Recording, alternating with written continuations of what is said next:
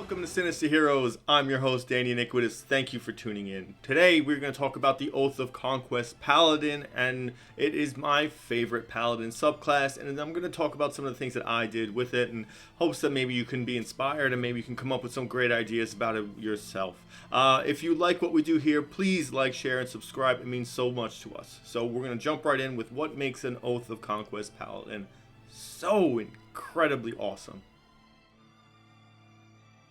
The Paladin class as a whole is very well done. Its kit is very powerful. It has a couple of healing abilities as well as the ability to smite. Now, in conjunction with spell slots, as a Paladin, no matter what subclass you pick, you're going to have to decide whether it's better to use smites or it's better to use a spell. Most of the time, at least from my experiences, your spells are going to go to smites.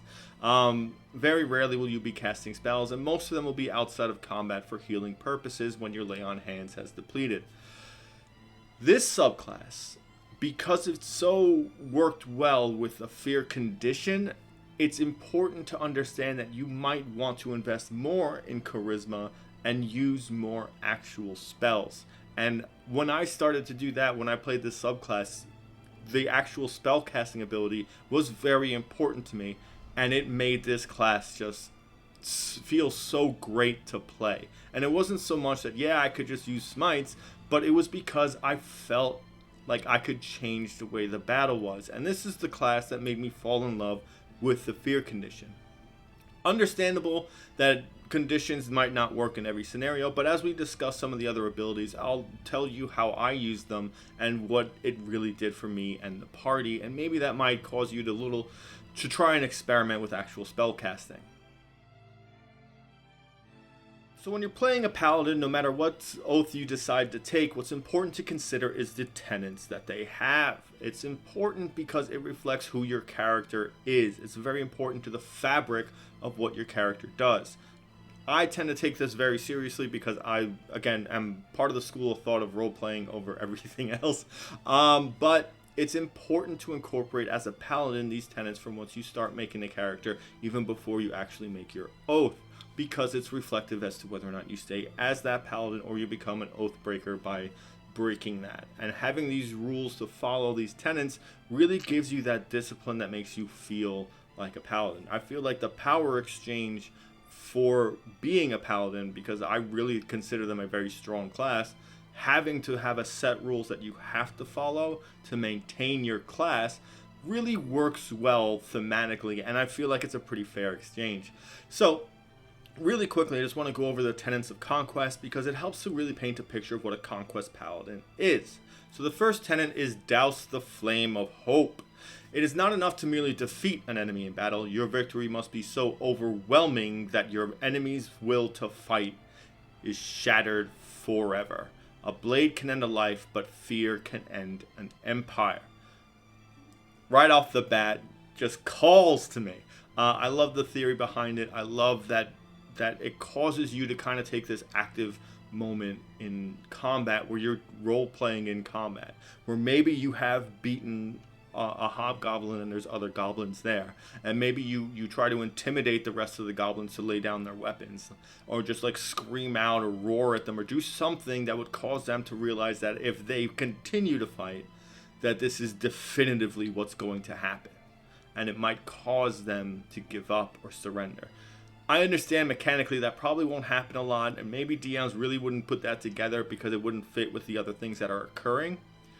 But it might be something that would feel really like a conquest paladin, or at least that ambition to do so. That maybe you don't need to kill all the bad guys. Maybe you just need to kill some of them and force the others to surrender. Maybe that's a great way to get to interrogating other people when you're looking for information.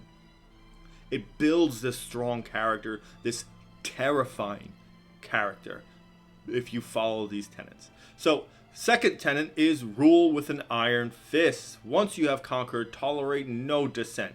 Your word is law. Those who obey it shall be favored. Those who defy it shall be punished, as an example to all who might follow. I like it. I like this idea, especially if maybe you liberate a town or something, and that becomes your base of operation, and say like a bigger campaign that might go to higher levels. I love that idea that you have become the law because you've freed these people, and now it's not necessarily freeing them as it is conquering them, because now you've earned that right to rule over them, and taking that ambitious step really solidifies who you are outside of combat, because you cannot tolerate dissent. If there's a disagreement, it's one thing. If there's a difference of idea, it's another. But if there are people deliberately undermining what you do, that has to be taken personally, and that has to be really dealt with.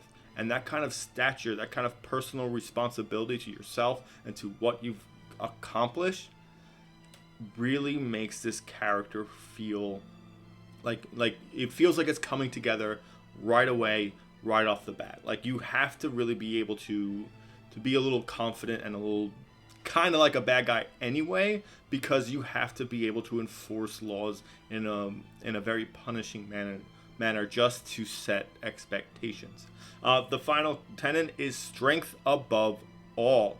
You shall rule until a stronger one arises. Then you must grow mightier to meet that challenge or fall to your own ruin. Beautiful, fits in very well with the Paladin class, because you have to have the right to continue, to the right to rule, the right to enforce what you believe is right and just, and you push that with this, because it's either be strong enough to lead, or get strong enough so that you can, or fall completely. It's this all or nothing gambit that you're running, and it feels good. It feels ambitious because failure isn't an option. You keep going till you're strong enough to rule. And that really brings in the mindset of what a Conquest Paladin is. He's out there to rule. That's what he or she wants. That's what they want to do. And they're willing to go to the extremes and get it. Once you choose this subclass, you get domain spells, and there are a couple of really good ones here that I happen to like, but the two of them that I think are really worth mentioning is first and foremost Spiritual Weapon. It is an incredible bonus to your damage. It's a bonus action which you don't really have a lot of uses for as a paladin, and it is not concentration, so you can move it around the battlefield. It helps you really well just to keep maintaining a certain level of damage, and I think it's incorporated specifically to get you to use spells and to not be in fear of using spells and completely losing out on doing damage. And I say this because you also get the Fear spell. This is really important because it works with your aura ability that we'll be talking about in a moment. So understand that Spiritual Weapon there isn't there just to increase your damage, but also as a balance, so that way you don't feel like you're not doing damage, or to give you in a mindset that no matter what you do, you still have a damage option on the table at all times, as long as you use that spell. So try and incorporate into your kit, and try to use that in conjunction with using something else that might not do damage but might have another effect. So also you get Channel Divinity. This is an ability that all paladins get, and it's different depending on the oath that you choose. The Oath of Conquest paladin gets the Conquering Presence. You can use your Channel Divinity to exude a terrifying presence. Right there, already in. As an action, you force each creature of your choice that you can see within 30 feet of you to make a Wisdom saving throw. On a failed save, the creature becomes frightened of you for a minute. The frightened creature can repeat the saving throw at the end of each of its turn, ending its effect on itself on a success. Understand that this is the biggest fear that you gain access to. This is a 30-foot range from you around the whole map. You get to choose who can be saved from it, so obviously you don't want your party members or any friendlies to get in that. But it's a huge area to put a very devastating condition on. Because remember, if someone has the fear condition, they cannot move towards the object of their fear. If you start a fight and you immediately use that ability and you catch enough of their melee units, they cannot come forward. They have to stay at a distance. And if you're fighting maybe tankier people, soldiers, knights, barbarians, things like that, and you get this off right at round one, that's Maybe they make their save at round 2, maybe they don't, and it's a perpetual amount of distance that they cannot cover, and you can pepper them with ranged attacks, spells, all sorts of things like that, and there's nothing that they can do about it. It's a great way to kind of put some enemies at a standstill that cannot get towards you. Doing that feels great. You can still approach them, but they cannot go towards you. They can move other directions that are not directly towards you, so they can't try and just go around you or into diagonals that are kind of away from you but still going towards someone else. Understanding that, because maybe you need to get in front of a wizard or a sorcerer or something and prevent someone from charging at them, understand that you can do that with this ability. It is very strong. Please do not neglect it in the opposition of the other channel divinity. The other channel divinity you get is Guided Strike. This gives you a plus 10 to an attack roll that you make. You have to make this decision before the DM says it attack misses or succeeds. A lot of people will use this, especially during moments where they have to kill whatever it is they're fighting. This will be a go-to for a lot of people, and I understand why. If you have haste on, you want to be able to use that as many times as you want. You want to make the most of those extra attacks, and you want to get as many of your smites out per round as possible. This will help you do that.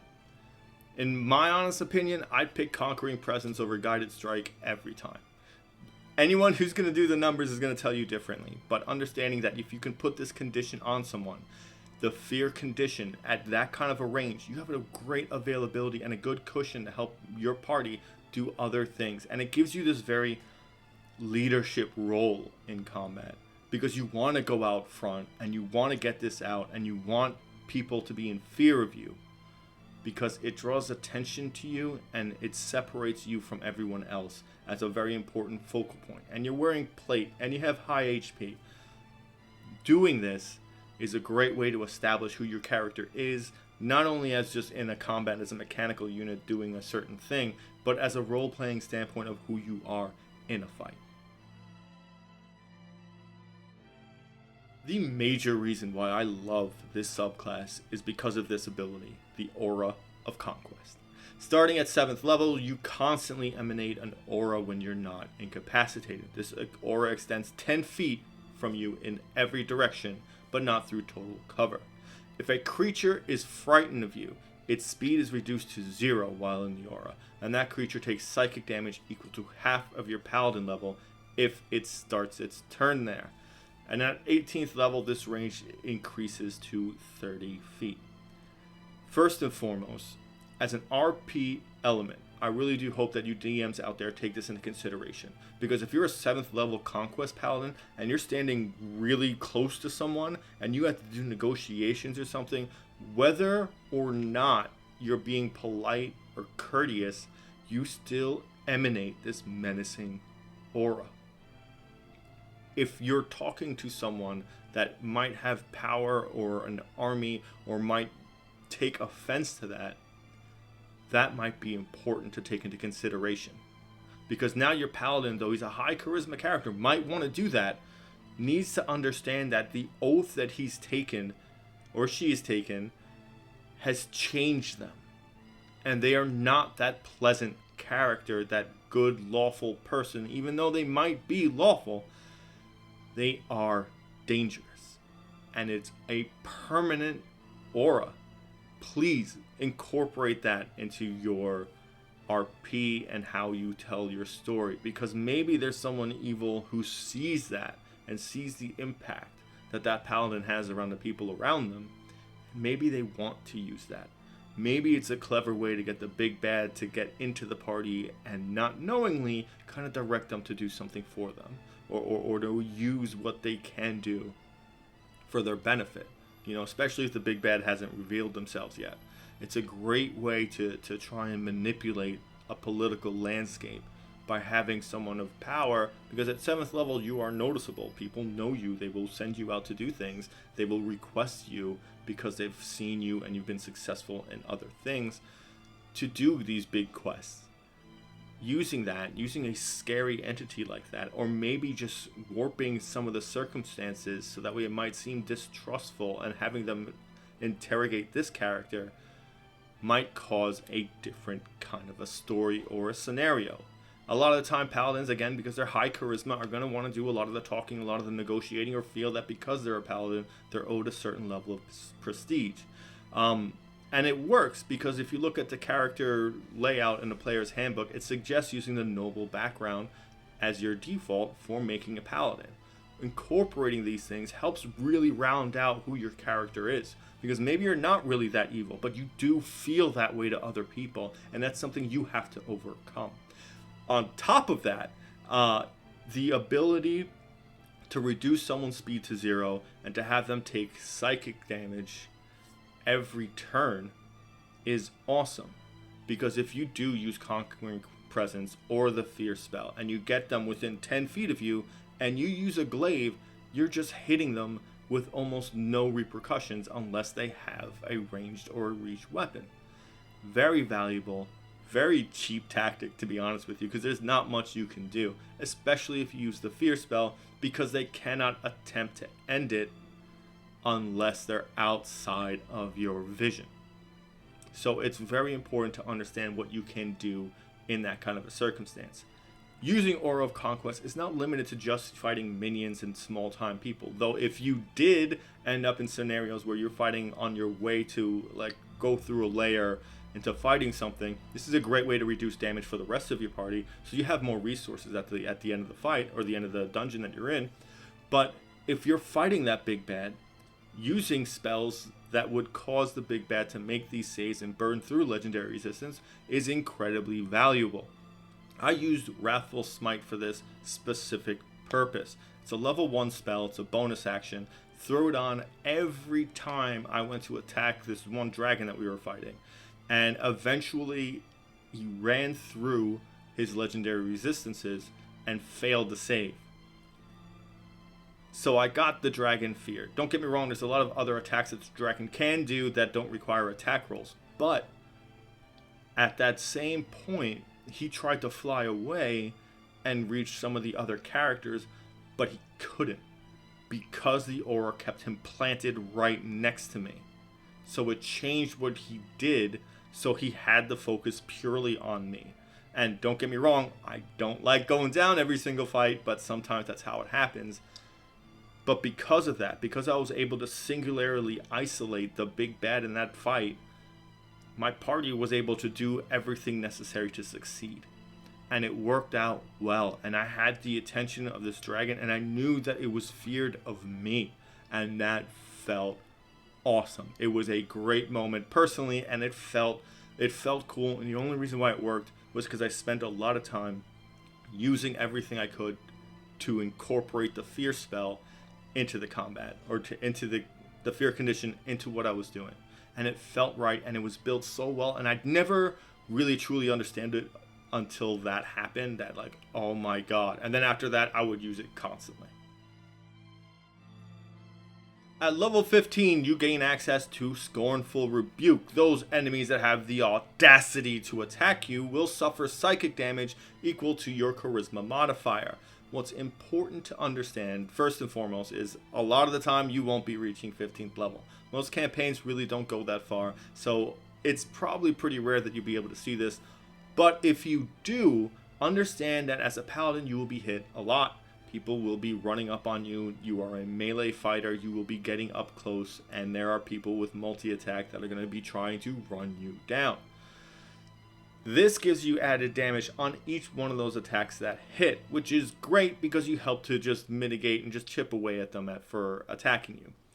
But subtly, it's a great reason to reinforce the importance of your spellcasting modifier to a conquest paladin.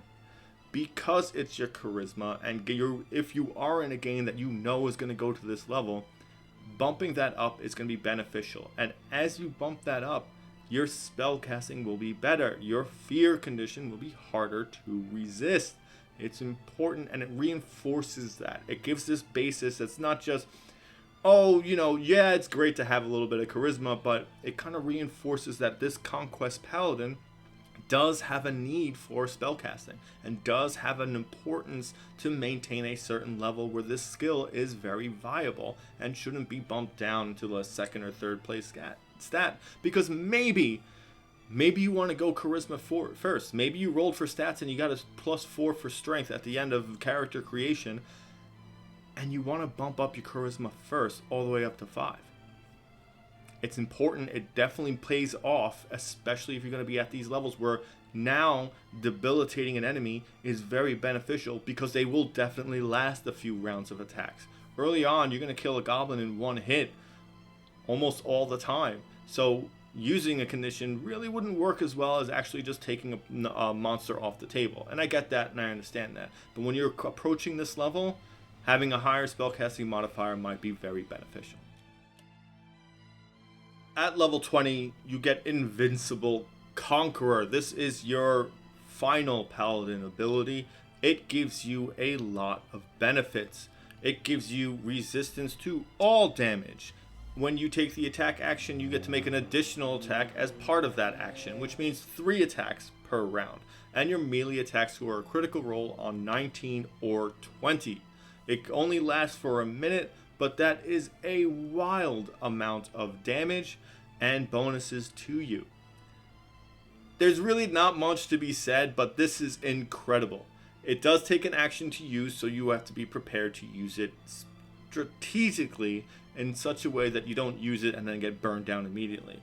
Probably use this early on in a fight, but it's so good. It's incredible. Its damage is great. It gives you resistance to everything, including force. Like, there is nothing that's going to deal with full damage to you. And considering you're a paladin, your HP is going to be pretty high, and your AC is going to be pretty high. So this brings your survivability through the roof because of that.